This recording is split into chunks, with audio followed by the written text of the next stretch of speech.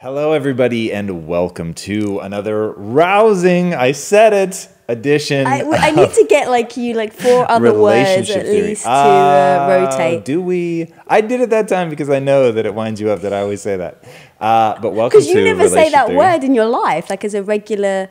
Only like if I was doing something like this, I would for sure, which is why I always go to it. This is Relationship Theory.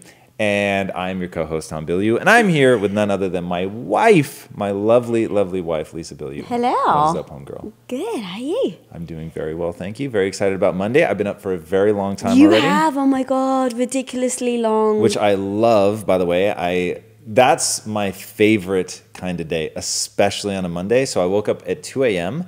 2. Yes, but I had gotten 5 hours sleep, so... I woke up at 6:30, just to give you an idea of how much more I sleep. A little bit more sleep than I did today, but that gave me a lot of time to do a lot of amazing stuff, so it was a lot of fun. Actually, Moving the I'm company very forward? grateful. Yes, most definitely. Bravo, and I wasn't tired. A lot of times when I wake up that early, like 4 or 5 hours after I get up, I start to be a little bit tired, and then sort of the normal rhythm of the day kicks in and I forget that I was tired. But today, man, just ready to rock and roll. So let's do this. All right, what you got for me? Got some questions Nice. all lined up. And before you want to tell them that if this is adding value to your life, go ahead and share this. That would be amazing. Yes, always, please. always valuable. People ask very, very often what they can do to support what we're doing, and sharing the content is our only ask. So that would be amazing. Yes, that would be. Thank you very much.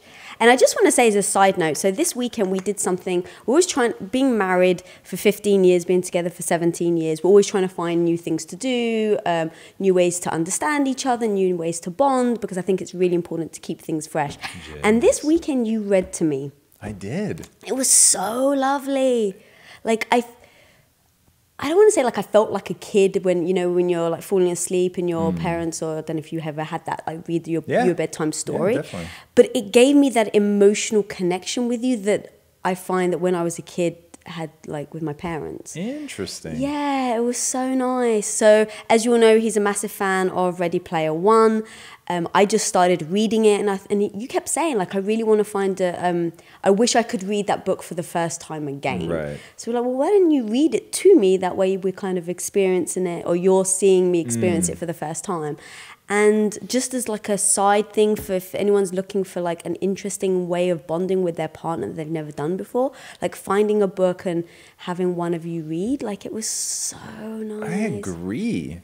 And we've never done that before, We've never done that. Which is really interesting. And just to set the stage, also, we did it in our true form. I was sitting in the sun and you were sitting in the shade. We literally had like one sofa, and I was in the sun. I kept having to like scrunch down farther and farther to avoid the ever-encroaching beam of sunlight. I felt like a vampire. But we ended up like getting the things. I love the sun. You don't necessarily like being in the sun all the time. I love the sun. I just burn far too easily. So we did like all this kind of like fun joint things. Like I got to be in the sun, you got to read to me.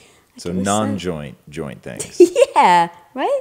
Yeah, no, that's that's one thing we've done a very good job of always sort of balancing those two things of, in fact, reading sort of started out on vacation as that. When I didn't have any interest in pool time, when we first on our honeymoon, I thought, well, I could take books and read, and I would love that. So that was really when that whole notion of, well, when I'm on vacation, I'll do fiction books, and really just while you're relaxing your way, I can relax mine.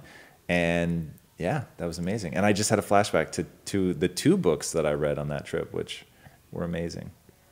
Yeah, and I find that a lot of people have, when they're in a relationship and one wants to do one thing, like usually the other person's kind of getting drug along with them. Like I was thinking about that this morning when we first met. Like I would want you to come shopping with me all the time.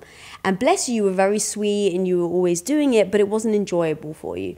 So we then kind of had like, I really wanted you to be engaged.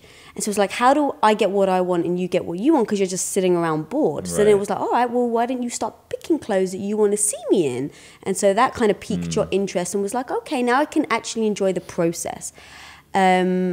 Or it's like, okay, I want to do this and you don't, so don't come along with me, because I then can't enjoy it if I feel like I'm dragging you along. Like the Dark Tower. Yeah, like the Dark Tower. So we went and bought tickets for the Dark Tower, I woke up on Sunday morning. Your sister was coming, and made the critical error. We made the critical error of looking at the reviews. Yeah. It had 18%. So I didn't want to see it because we work so much. It's like that's a valuable time that I could be doing something I actually want to do. So I turned to you and I was like, I don't really want to go, but I'll come for you. Like if it's one of these things. Right. I was going to say, like in fairness to you, you were almost like aggressive about that you would still come. And I knew at 18%, there's just no coming back from that. Like if you're not a fan, then it's going to be a totally wasted experience. So I went by myself. And we also have like our kind of own chips, right? So it's like, am I going to place a chip on this? So other things where like, I want you to come along with me, and you're like, I'll come for you, but you need to tell me if that's important. Right. And then I think, oh, do I want to use that chip? Like if I've got one chip, it's all mental. We don't exactly have it written down. But if I only have one chip within a month, like, is this the time I'm going to use it? No, it's not worth it. So I won't use it. And then I'll choose wisely when I'm like, yeah, you know what? Even if you're going to be miserable, this is actually really important to me, and I really want you there. But then when I use that chip, you then you won't walk around stroppy or being miserable, right? And I think that's important as well. Like you actually come along, you have a smile on your face. So if you were like, yes, I want you to come to Dark Tower, I wouldn't have whined the whole time going there. I'd be like, all right, Stephen King, what can you bring us? And like, you would have been. I know you well enough to know, like, you would be so upbeat and positive. And if it had been horrible, you would have been still like, no, but we got this, that, or, you know, whatever out of the whole experience. Yeah. Because we never used to do that. Used to always like come along and be moody. And it's like, oh, God, how long is it again? And it's like, well, now you're making the effort for somebody, but you're not actually making them happy. Yeah, you're ruining it. You're ruining it, yeah. So if your goal is to actually please that person and do it to make them happy, then bring the spirit along with it, because will take you so far. That's really, like, it's one of those things that I wouldn't have thought to articulate it. But that's an amazing tactic that I hope people were listening to. Because the next time, if I'd come to the Dark Tower, the next time you don't want to do something, but you're still going to come along, it's an encouragement to be like, hey, remember when I was in good spirits? Like, I'd love for you to do that too. No question. Plus, if you're sacrificing, it's like you may as well get the pleasure out of knowing you're making that person happy. For sure. So, okay, sorry about that. Kind of went on a bit of a rant. No, that was good. Okay, so we've had quite a few questions about this topic, which is why I want to just read one of them, but there are multiple questions regarding this. Okay. This is from Chain Hanowski. Okay. Chain? Cheyne. Chaney? I'd have to see it. Okay. Sure. How do you two deal with when one of you gets excited about something new, like a new mental system that you find out that brings great value to your life, and the other doesn't care or doesn't see the value in it? Whoa, those are actually two very different things. If they, uh-oh, you all right? Sorry, Been a lot of illness in this family recently. I know. Scaring me. So those are two very different things. So one, if somebody doesn't care, that's one thing. If they disagree and think that it's a bad strategy, that's a whole other. So apathy in this case may be the more troubling, because if you just disagree on whether the system's usable or not, and you both have a growth mindset, then it's very easy to like run the experiment and see what comes out of it. And if something usable comes out and the other person has a growth mindset, then they're going to be like, oh, wow, well, let me try it as well. If, on the other hand, they both have a growth mindset, it doesn't work, then the person whose idea it was or whatever would, with a growth mindset, back off and say, okay, we tried it and it didn't work. It's catching It's on. catching. It's already spread. I have no idea what just happened there. But if they're totally apathetic, that's where I could see, like, it would start to feel like, hey, I'm over here really trying to be growth mindseted, try things, push myself, learn, grow.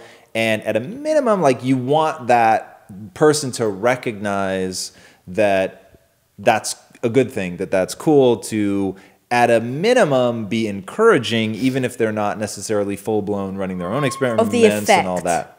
Of the effect be encouraging of the effect. No, I'm just saying be encouraging of the fact that they're running experiments, trying things, that they're trying to improve and get better. So, because the example they gave was you're excited about a new sort of mental thing that you're going to try. Yeah. So I get that. Now, when you'd originally pitched sort of this thematic, it was more like you made it more cut and dry, which I think is a more interesting way to approach this, which is one of you has a growth mindset and the other does not. And how do you help that person, pull them along? So I have another question that's maybe more similar to that. So this was from Brad Span. I'd like to take the time to teach my wife all of this information I've been learning from you and the guests on impact theory, but she's a negative person and doesn't want to take the time to listen to me or the video. I tried to show her. My question is, how can I get her to change her philosophy in life to where she can let go and learn like I have in these past few months? Thanks. My goal is to create a business with her through the awareness, awesome talents she has acquired and mastered. You want to take this one? I have such a strong aggressive opinion. Do your aggressive opinion. You sure? Yeah, like, go for it, and then I'll chime in. Run roughshod here. That setup in particular, which by the way, thank you so much because there's a lot of vulnerability in that. This is terrifying to me because of all the things life has taught me that you can't change somebody's opinion, certainly not on a short timeline, with reason, logic, like none of it. So you would then have to go into, like, if I really had to make a change in you and you did not want to make that change, I would have to do the one thing in our relationship that I despise to my core, and that is to manipulate you, which I don't like. Steering you in a direction 100%, and there have been 1,000 times where I'm trying to get you to some endpoint, but I just tell you, like, hey, this is what I'm working towards. I really think it's interesting, important, whatever, but I get it. Like, it doesn't feel right to you right now, but just like full disclosure, that's where I'm at. And so like, I'm going to be doing things that are consistent with that belief. And we've had amazing outcomes as a result of that, and vice versa, right? Where you tell me the same thing. And so we like have enough trust in each other that it's like, even though I don't see it, I don't feel it, like I know 100% that they have my best interest. And so we invest in that. Now, when somebody is like, they're a negative person, oh, God. Whew, I would not want to have to try to change somebody who is a negative person, but they're already married, right? Like, that's so terrifying. But I've been in moments where I've been negative. You're not a negative person. So now I'll just be, to give you the nice and aggressive, selection is the most important thing in the world. And I would have to sit you down. In fact, here's exactly what I do. If you were a negative person, I would sit you down and say, you know, in no uncertain terms, that I would never say that something is dangerous in the relationship if it wasn't truly dangerous. I would never throw that around. I would never heighten the stakes just to like get you where I want you. And I'm telling you right now, you being a negative person, not only is it bad for you, it is toxic to the relationship. And I think that we have to have an agreement that we don't do things that are toxic to the relationship. Now, in a fantasy land, and because it's you, I know that this is actually what would happen. You would stop, you would take that very seriously. But I know sort of the blanket general person well enough to know that that will be perceived as an attack. They will shut down emotionally. They will push back really hard at that moment. And now you're in such a dangerous place. But I do not fucking tolerate that. I would not accept it in my life. Like, I'm not going to be around somebody who is a negative person as described. Now, I'm sure that if they were here, they'd be like backpedaling and like, hey, no, that's not what I meant. And great. And I really hope that that's true. But just because the harder question to answer is, what do you do if the person actually is a negative person? They actually do close down and all of that. I would say, look, for sure, I don't expect, like, this is a hard thing to hear, so I don't expect it to resonate with you right now. I definitely do not expect to get a change of opinion. All I'm looking for right now is two things. One, for you to hear the seriousness with which I'm approaching this problem. And two, that you will think about it and take time to digest. Ask me any questions you want. I do not mean this as an attack, but this absolutely and fundamentally for me must be resolved in our relationship. Otherwise, I cannot progress. And that would be one of those brutally difficult, terrifying conversations. But if the person and oh God, I would set a deadline. Like, you have how much, and this is exactly what I would do. I would ask, how much time do you think is reasonable to be able to come to the table to discuss, right? Maybe you will convince me, maybe I will convince you. That's entirely possible, and I'm very open to that. But what is a reasonable amount of time? If they say anything north of 7 days, that's madness. And so then I would push. I would think 72 hours is more than enough, but I get it. Everybody's busy. So 7 days. Let's say that they say 7 days. Then we come back to the table and we would have to discuss. I can't fathom a universe in which someone would ever be able to convince me with my personality that remaining a negative person, not somebody who can predict consequences, not somebody who is a high neurotic, not somebody who's high in conscientiousness. I get it. Thinking through things is very different than being a negative person.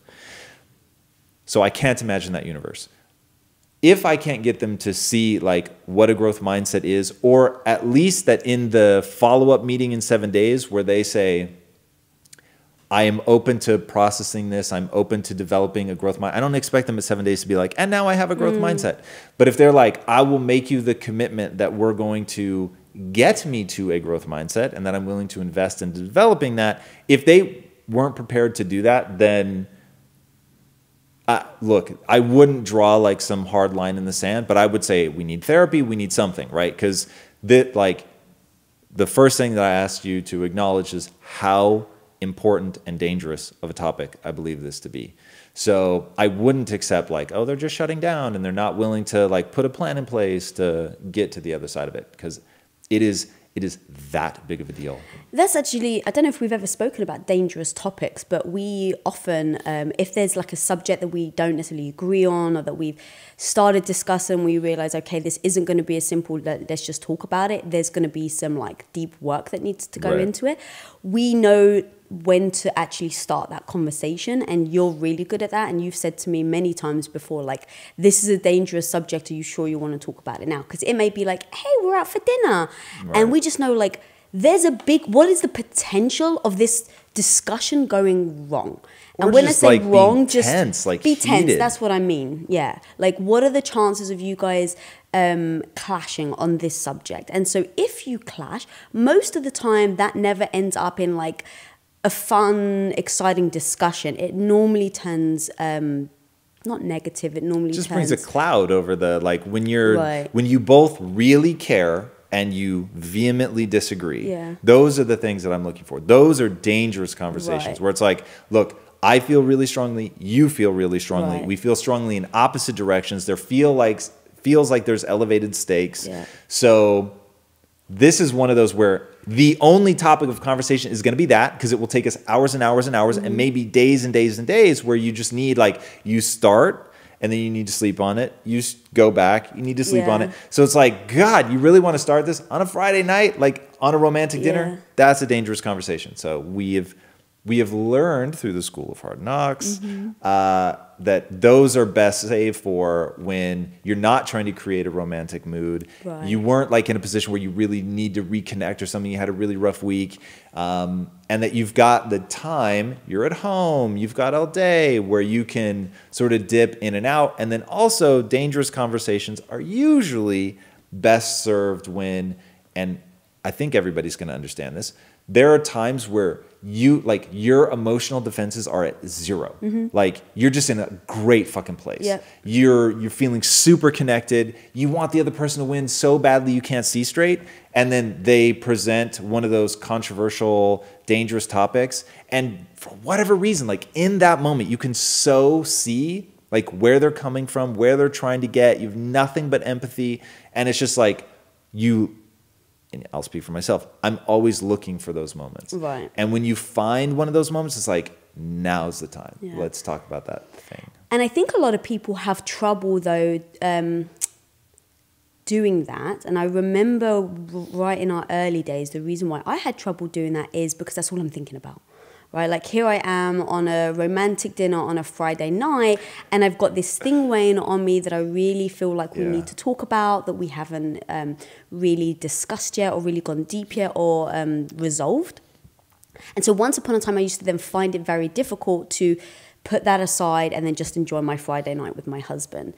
And I think it's important to recognize that and then put in like bricks or like tactics so that you can basically do both, right? So for me, it's, okay, I know if something's bothering me, I have to address it before Friday because then we've got the weekend. I know this is maybe an emotional, not even work thing, but something that could be somewhat tricky to navigate. So I know don't do it on the weekend because there's a potential of it being a dangerous topic, which then can potentially ruin our weekend. But I don't have to talk about it right this second because I'm very, where was I going with that? I don't have to talk about it this second because I know ultimately you love me. And I know that ultimately you want me to win. And I know that ultimately we're in it together.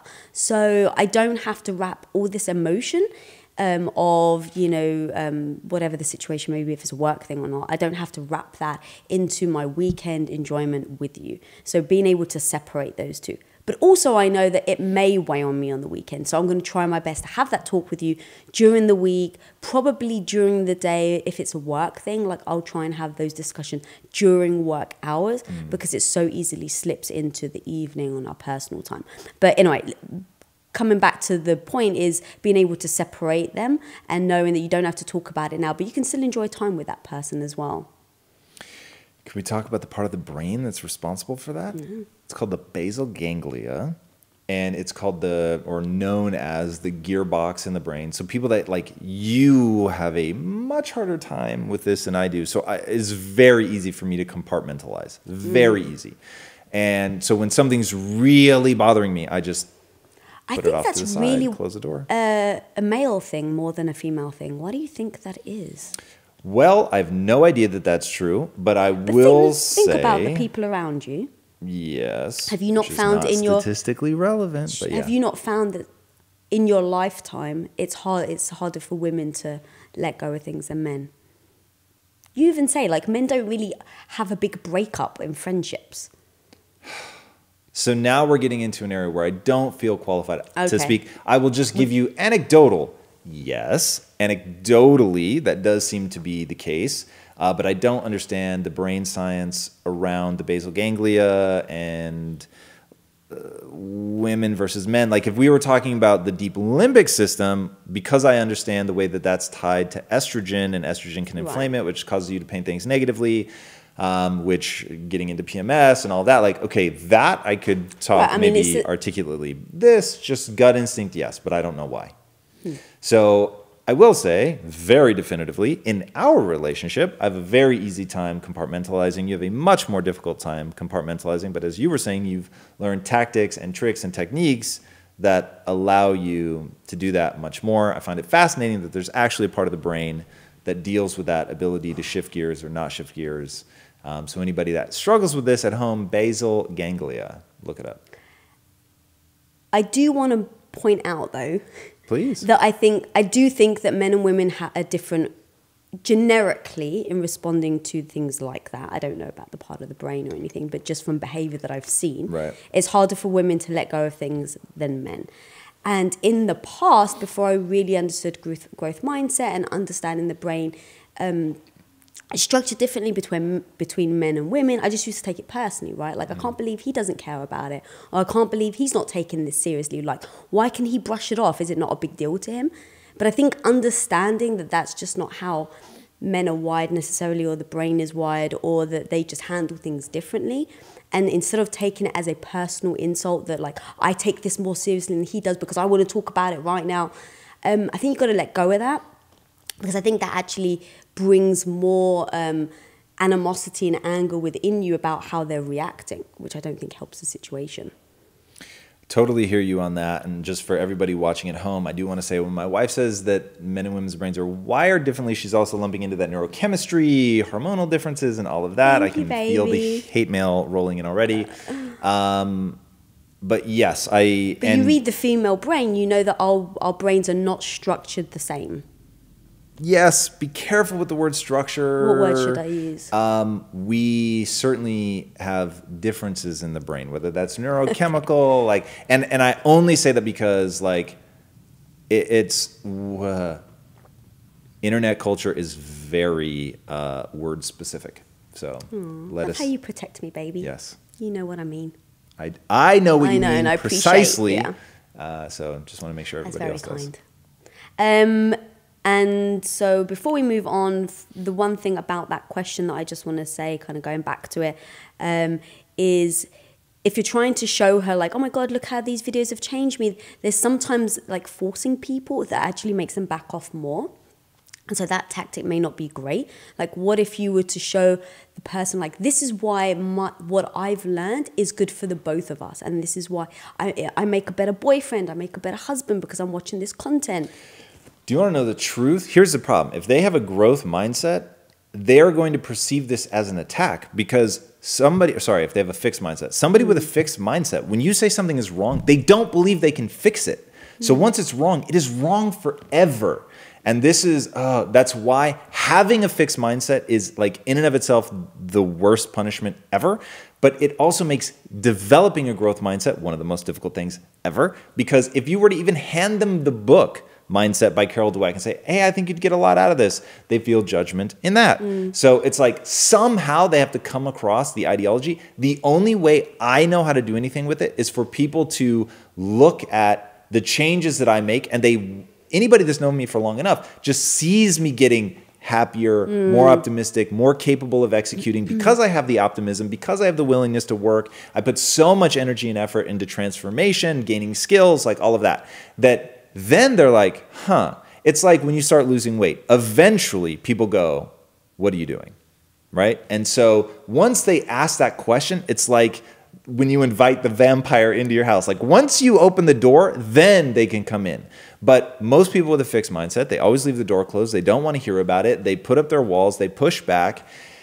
And that also is a miserable way to live for both of you. Like, that's the other thing, by the way. For somebody with a fixed mindset, I am a torture device. So they're not going to have fun being around me either. So it's like, I'm not going to have fun feeling like I'm fucking dragging them everywhere and that they're constantly like raining on my parade.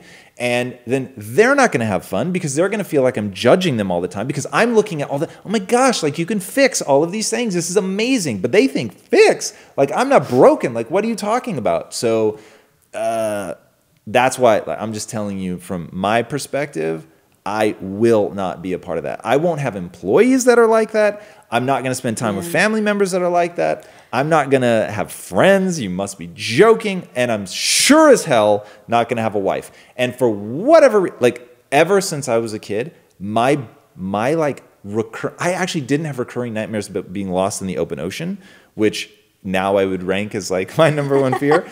But I absolutely had a recurring nightmare about being in a loveless relationship. Yeah.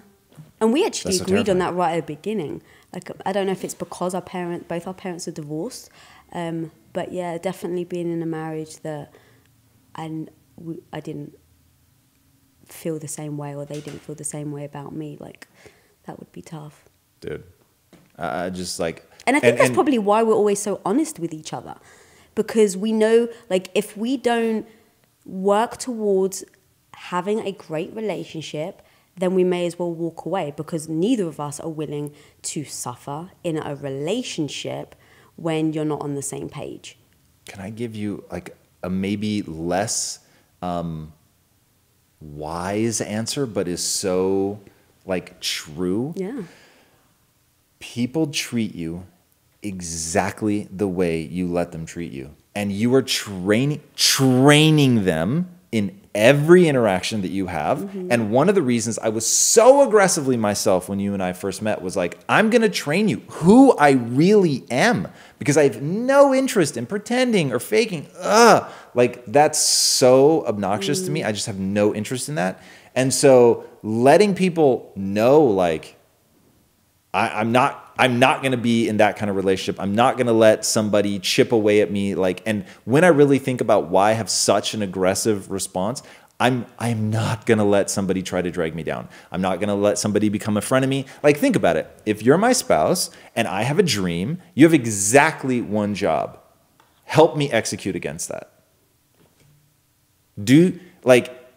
people who think, oh, it's like somebody saying, I want to get wealthy, and they tell you to save all your money. You don't save your way to wealth. So I get it. You're going to want to protect me emotionally from the downside. You're going to want to make sure that I don't get my hopes up too high, because if I fail, then they come crashing down. That does not help me execute. Okay? Helping me recognize the skills that I need, all that, like the no bullshit, what would it take? Like if you can engage at that level, cool, then we've got something. So it's like, I'm not going to have somebody be a dream killer, be in my relationship like that. Mad shout out to Vanessa Van Edwards for that whole notion of dream killers and knowing what their place is in life. Okay, we've gone on way too long about this. This is one of those things that I'm fucking fired up about. I know, because I've even got more like questions following that, but people are submitting questions. All right, let's get to them. We'll get to them. So shout outs to Brian Rudine from the swamps of South Georgia, specifically the swamps. So I hope the walkers, the biters, technically. I'm impressed they've got internet in the swamps. Right? But nice. Welcome to the feed. Vinka Proprik from Croatia. Nice. Caroline Vincicia from Chesapeake Bay? Yeah. The funny, as soon as you said chess, I was going to say Chesapeake Bay.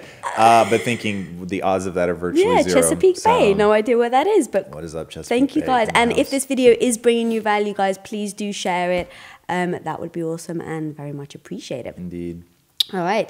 So we've got some more questions that have come in. This one's from Nina Dickinson. How do you balance each other's career growth? It feels like one seems to suffer over the other. Well, so we have a strategy that's worked for us, but it's definitely not going to be possible to do it universally. And that was to be working on the same thing. So that, here's a great example. So first of all, that was our choice, right? Working on the same goal. Yeah. Now we literally have 2 different podcasts. We've got what we're doing here at Impact Theory, and then we've got the Heroic podcast. And which, if you haven't, please go rate, review, and subscribe. And For Michelle over real. there is doing a big up sign, so I think they've just made her happy by that shout out. Yeah, most definitely. And we have a Facebook Live this Thursday to celebrate our 10 episode release. Do it up. Big it up. So please join us on Facebook, 10 a.m. Pacific time at Be Heroic on Facebook. And you and me and Cassie will be live. Yeah. Cassie Ho. Yeah, Your so I just had to do a partner little in crime. plug there. No, that's great. And I thought this is perfect. I want people to see it because, one, fill your heart with a desire for the other person to shine. So coming into this, like you were overflowing with the desire for me to shine. Like even behind the scenes, everything, you were just like trying to put me in a position to shine. And it was like you were like a pit bull to make sure that I was in a place where I could shine and like just really going hardcore, doing things that you found boring and tedious to make sure that it would come together because you really wanted to see me do that. And you thought, wow, this could really not only be great for the business, I think it'll make you really happy. Like you just really, really were amazing. So when Cassie asked you to be her co-host and to go do the show with her, it was like, for those who don't know who Cassie Ho is, where have you been hiding? But she's massive. And you guys have been very good friends for a long time. And it was just like, oh my God, like you guys are actually really good friends. So I think you'll have a good time doing it. And then B, she's massive, so this obviously is a great business opportunity and just absolutely something you have to capitalize on. But it meant that you were going to be paying less attention to me and what I was doing. And in that moment, it's like, I so want you to shine. Like, I so want you to be happy. And even if that meant, but like for real. And this is where you get to see what somebody's for real is. When an opportunity presents itself like that, like I have 2 for reals just to keep like beating that drum. 1, I want to see you happy. And 2, I want this business to be a smash success. Now this was easy because it happened to align with both of those things. So it's like, okay, that's very easy. But even if it didn't, my reaction would have been the same. So obviously it was going to take you away. It was going to be something where you were going to have less time to focus on me. And my only reaction was, of course you should be doing this. And then really like fanning those flames, encouraging the life out of you, facilitating it behind the scenes. And that kind of thing, like what I want people to take away from that is there's a mechanism to that, which is the code by which you live. So saying to yourself, I want the other person in this relationship to be happy, like fulfilled at a deep and fundamental level. And there have been several times in our relationship. So you went from very nurturing, literally a housewife, to being a high-powered businesswoman. And that transition emotionally was hard for me. And the only thing that I had as like my true north to come back to over and over and over was, I want her to be fulfilled. I want her to live a life that is fulfilling, that makes her feel alive, that makes her like fully expressing what it means to be a human. And the meaning of life to me is to find out how many skills you can acquire that have utility and put that utility to the test. So as we were going through that transition and suddenly you weren't focused on me, you weren't making me meals and setting my clothes out and asking me how my day was the second I walked in the door and doing all the grocery shopping and all that. When that wasn't happening, it was like I just kept coming back to, this is so amazing, watching her blossom, watching her become the person she wants to become, watching her get stronger and more powerful, watching her acquire these skills. Even though they're pulling her away from me, like watching you become who you want to become is like what an amazing gift just to see in any human. And if I have to like, air quotes, suffer, for those listening to the podcast, can't see that I'm doing that, for like anybody to need to suffer for somebody else to do that, especially if you're in a relationship with them, like that's just amazing. Like in a relationship, I'll just make it clear, when that's your significant other, aggressively put at the heart of your code a willingness to do that to make sure that they're able to shine. And when you're both doing that, you hit this equilibrium where it's like, you want me to shine, I want you to shine. So in moments of conflict, the only thing you may be able to give to each other is that emotional support to be like, I want you to win. I need to go do my thing, but I want you to win, and you're off doing your thing. But it's so critical that you place that at the center of your heart. And then I don't have at the center of your code. And I don't have better words for this, but filling your heart with something. Fill your heart with love, joy, compassion. Like, I feel like I can actively do that. So I can say, you know what, I'm going to go into this just filling my heart with a desire for you to win and to become who you want and to do your thing. And that stems from the code, but it really does become like this emotional thing that I'm actually feeling for you. So that's a lot of words, but I think nary a one unnecessary to understand how to actually And do you think that you do that because I have done the same for you in the past? No. So definitively, you have done the same thing for me in the past, and that makes it easy to continue to reciprocate. But like knowing what it feels like when you've got that encouragement, when someone is backing you, that wants the best for you, it's like, I know how that feels. I know that I love it. I know that I'm looking for it from my partner. So why wouldn't I reciprocate to her for the same? Give her the support, give her the encouragement. That reinforces that reinforces that it's the right decision, but I do it because there are fundamental things that I believe are just right. Yeah. And so, for instance, let's say every secret of mine you have, if God forbid something happened and we split, and you went and revealed all of my secrets, I would not do the same to you. Because I don't believe it's right.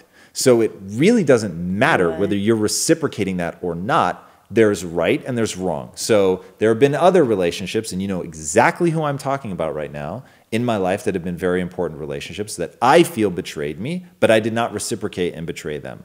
So it's not right. It's not who I want to be. So the reason that I do it is because that to me is how a relationship should be. Like, they should be your number one. And if they're your number one, you should want them to win. And even though it is amazing when you do stuff for me, and it was awesome. I so enjoyed the time when it was like all focus on me. Who wouldn't enjoy that? Yeah.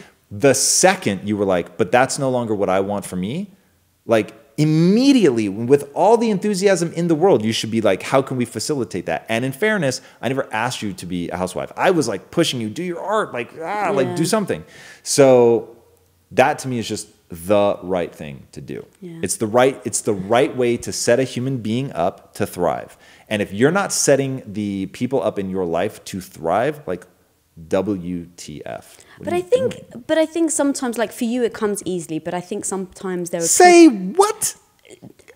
that wasn't fair. But you, like this is very, like when I say easy, it's just all easy for me. Don't worry about it. When I say no, it's easy, Don't is worry. you have your hard line. So even though it's not difficult, it's not easy to stick to your or see the lines. Yeah, once you've set the line, you will do whatever you can or whatever it takes to not go past that. Like it is not even an option to you to step over that line because it's so bright for you. Right. I don't think everybody has that. But how did I get that way? Right. Wife of mine. But that's what I'm saying. So if you're in a situation where you haven't gotten to the point of where you are now, where it's like, well, of course, as long as it's benefiting you and it makes you happy, like I'll overcome it. Mm-hmm. Some people aren't there yet. Correct. And so I think that if you're not there yet, what are the things you can do to help you get there? I think it is, like you said, it's all very... it can be very selfish, right? Like I'm succeeding, I've got this support system, and now they want to go and do something else. Like, what? How am I supposed to do what I'm doing? Like without their support, like you can easily slip into being selfish like that. Right. It may not mean that you want to, it's an instinct. So until you train yourself to get there, what are the things you can do to help then shift your mindset and then support them? To me, it comes down to identity and the code that you live by. Like if your code lets you do dodgy shit to the person that you love, and dodgy is, I know this would be good for you. I know it would help you feel fulfilled, but I'm going to just really, really slightly discourage it. Like, I totally get why you want to do that, 100%. But like, things may not work out. Like, do you really want to, like, baby, being in this podcast with with Cassie is like, it's like a relationship, and you guys are such good friends. Like you don't want to risk the relationship. And I'm not saying don't do it. I'm just saying like really be thoughtful about it. And then also like we're 50-50 partners. You're saying that type of negativity. I'm saying this is how it happens. Right. This is how people fuck themselves up and other people because it's super subtle. Mm-hmm. Hey, we're 50-50 partners in impact theory. Like doing something that like pulls away from the brand, like, I don't know, it doesn't really make sense. And like, I get what you're saying. Like ultimately down the road, like maybe it could be beneficial back on impact theory, but right. And I would just plant those seeds of doubt and knowing that you're only contemplating it in the beginning, knowing that you're looking for approval, quite frankly, from your partner, that if they even subtly signal that you don't have that approval, there's no way for you to build the mental momentum, right? Because you're going to have approached your partner early in that process of thinking about it. Right. And so your partner can kill it with like a couple well-placed, just like deceptively subtle negative questions that then never allow that idea to germinate in your mind. But they fucking know exactly what they're doing. Even if they couldn't put words to it, you feel it. Is this coming from a bright place or is this coming from a dark scarcity mindset place? Dude, people feel that shit. I'm telling you right now. And they can't all put words around it, but we all know some little piece of us knows when we're being petty, knows when we're being insecure, jealous, selfish, like every time without fail, every time. I know. From a feeling. Maybe I don't have the words yet. Maybe I can't tell. Am I being petty? Am I being jealous? Is this insecurity? What's the insecurity tied around? But I know that feeling. I know if it's light or dark. And so that like, man, if your code allows you that, I'm not saying you're not going to have the feeling. I had the feelings. I'm just saying if your code lets you act on it, like that's madness. So the core of your question, how do you get to that point? You develop a code. And that code, man, you should be proud of that code. That should be something that you would write down, you'd print out on a t-shirt, you'd have permanently affixed to your identity online, like however you want to think about it. But that you are proud of that code, at all times editable, and that you work on building your identity around being true to that code. And then in moments like that, the bright lines arise out of that desire to act in accordance with your identity, which is being fueled by your code. Simple as. There is no other way, by the way. And just as an example of that, when we started talking about doing the podcast, and Cassie and I were really kind of talking about like taking it seriously and actually doing it, and you kept saying like, "Oh my God, babe, you're going to be huge! Like this podcast is going to be huge. You guys are going to be great together." And like you were so encouraging. So the point was at one point it like made me a little uncomfortable. And I remember you saying to me like, is everything okay? Like, because you were so over the top. And I said to you like, if I go into something, I don't half-ass it, right? It's like That's an understatement. if I'm going to do it, I'm going to go all in. Yeah. And so because you said, oh my God, you're going to be so huge and you're going to be bigger than me. And like, I actually pulled you aside and I was like, but what if that happens? Like, I don't know how I would feel about having more social followers or whatever than you. Because for so long I've dedicated my time and effort into pushing you. And now I feel like I'm like now diverting. And I said, I don't like, how you actually feel about it? And you're like, I would freaking love it. Like, I would be so, and you were so genuine by that response. Cause you were like, you better be bigger than me. Like you've got all this opportunity. Like you better go crush it. And we're doing it together. Like your success is my success. And so like, let's kick ass. And it was a couple of days ago you were away and we were texting each other and you had just hit, what was it? Did you hit like a big number? And I text you and I said, just recently? We just hit 50K. No, but I texted you and I said, thanks for setting the bar high. Something happened. Okay. Maybe I remember the text, but I don't remember being tied to a number. You just done something incredible. And so I text you back, thank you for setting the bar high. Because you said, you still got like, something like you got to chase me or something. I said, well, thanks for keeping the bar high for me. And so we're so encouraging of each other on how your growth and your greatness is helping me push and grow and be great. And like, we've just found this like incredible support system. I think it gets dangerous when the other person envies the other person. Or, like if you've got two career goals and one career starts taking off more than the other. Right. The person whose career isn't taking off as much, like you've got to be super encouraging. You can't be selfish and just think about yourself. You've got to be happy for your partner. And I think the moment that you start feeling like a little jealous or that they're not going to be encouraging to be able to, express how excited they are about their success. And you want that, I think. 100%. So, all right. So this question is from Gabriel Claudette. How do you handle a spouse that constantly picks fault and blames you while professing their greatness? Well, that's complete antithesis of what we just said. Yeah, so here's the thing. When a question is phrased like that, do you take it at face value? Or are they an example of exactly what we were talking about with a fixed mindset and a growth mindset, right? So it's entirely possible that this is exactly as they say it, and that the other person is just icky. They haven't found a way to like express themselves effectively, and so they really are like making themselves sound amazing, and they're just picking at them. It is entirely possible that that is 100% accurate, okay?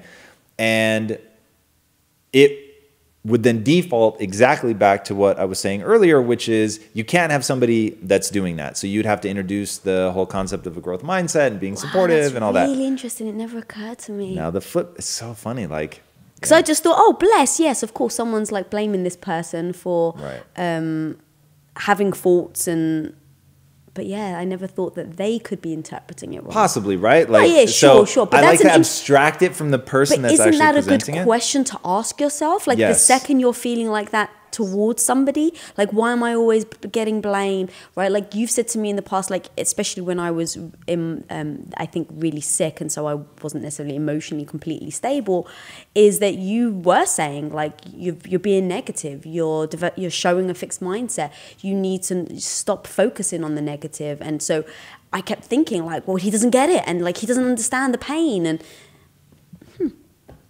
just enlightened me. So sorry, I just had to say that. No, keep going. For sure.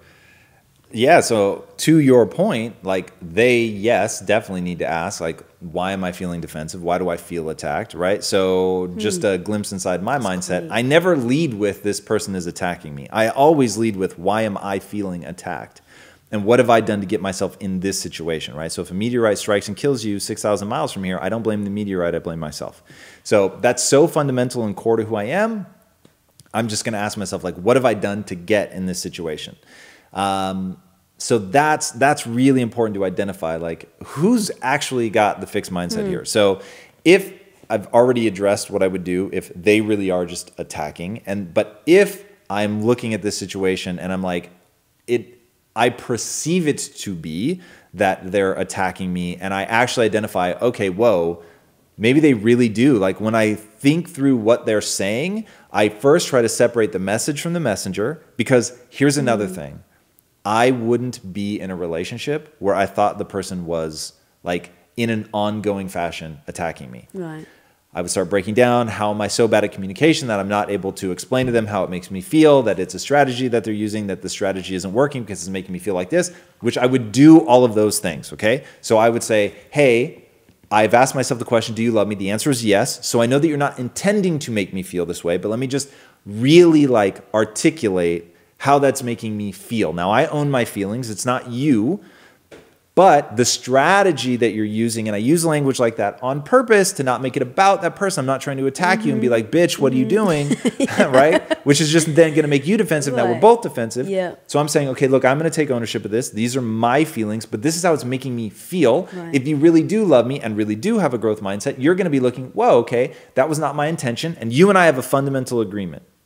If you get what you intended, you have done the right thing. If you do not get what you intended, you get something anywhere, shape, or form different than what you intended, you have, by definition, used the wrong strategy. Right. So if I say to you, so important. I'm going to assume, because you love me, that you did not intend to make me feel this way. The strategy that you're currently using is making me feel X, Y, Z. I'm going to do my work on that. But in the meantime, if you could also help me by using a different strategy, and we have the saying called giving the keys to the kingdom, I would give you the keys to the kingdom by telling you the strategy that would be effective on me. Right.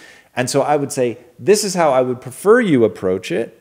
It would be amazing if you would help me through this time as I figure out why it's like really upsetting me or making me feel this way or whatever, shutting me down, making me feel defensive, triggering my insecurities, whatever the case may be. If in this interim period, as I figure all that out, if you could please use that strategy, that would really, really be amazing.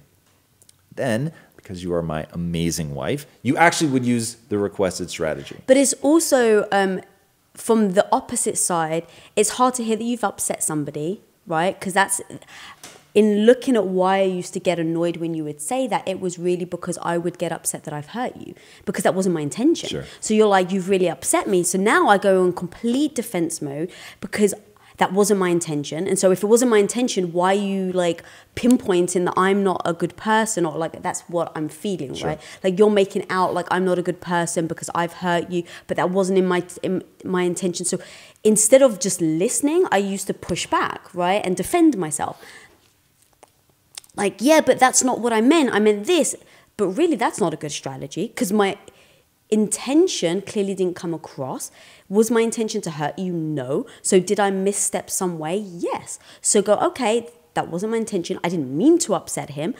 Just own that you did, and now figure out how to either do it next time or to show him I didn't mean to upset him. So then I speak about, with my intention was this, this, and this. And that's when you say, but that didn't come across. If that really was your intention, this is how you should have said it to me for me to hear what you wanted. And we really do talk like that. Like we really do say, this is the word. Like for whatever reason, that word rattles me. Like, so don't use that word. You can use it to other people. Even when you hear it, it doesn't rattle you. But for whatever reason, using that word with me does rattle me. So use this word instead so I can hear what you're saying. And so we just like learn to speak each other's languages like that. No question. Sorry, I think I interrupted you. I thought you wrapped it up lovely. Oh, okay. All right, so got some more questions. Let's do it. We've got 3 minutes left, so time for one more. All right. I know there's a lot of questions. Dead I air. know. Dead air.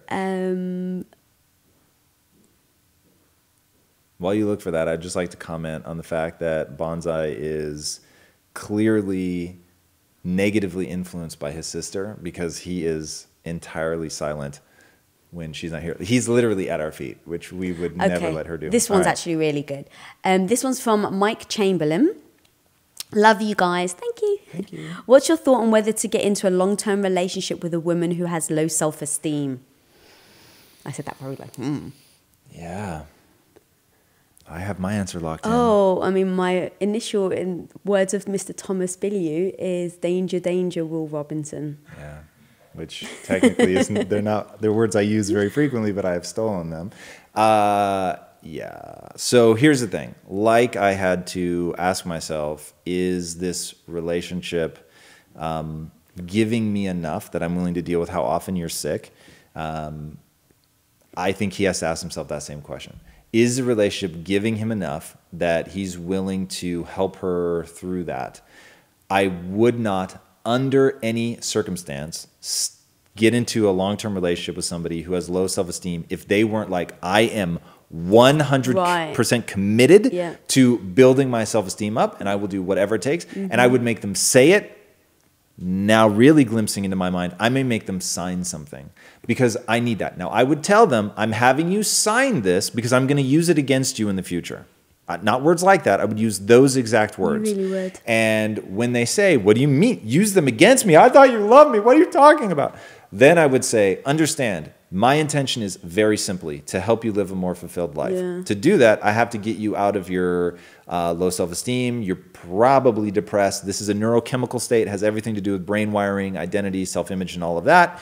So I'm going to use it against the version of you that wants to stay in that place. And yes, I will use it like a fucking weapon to get you out of that. And so if that doesn't sit well with you, I totally get it. I wish you the best.